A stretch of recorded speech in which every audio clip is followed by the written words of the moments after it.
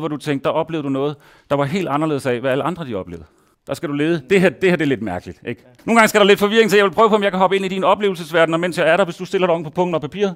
Jeg vil prøve på, om jeg kan hoppe ind i din oplevelsesverden og prøve at ændre på den. Jeg har lige været i Føtex, købt for 80 kroner. Det er din bog. Du får den. Den kommer ikke ud af syne. Bare lige mens de andre kigger. Forskellige sider, forskellige sidetal.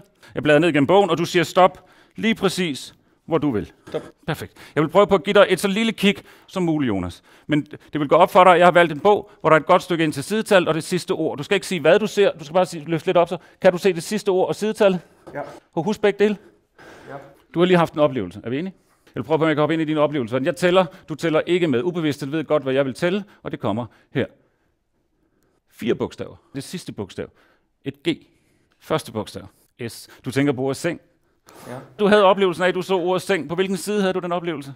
197. Ja, bare lige inden du tager din bog med og giver den væk, eller hvad du vil, lige slå op på side 197. Tjekker, at det sidste ord er... Hvor den skulle væk. Hvad siger du? Men du havde oplevelsen af, at det sidste ord på side 107... Hvis du beholder bogen åben og går herhen, så kan det være, at du kan få lov til at dele oplevelsen med alle os andre. Det sidste ord på side 197. Seng. Og den side, den matcher 100%. Giv ham en hånd og hans nye bog. 4 bogstaver. Nej, undskyld.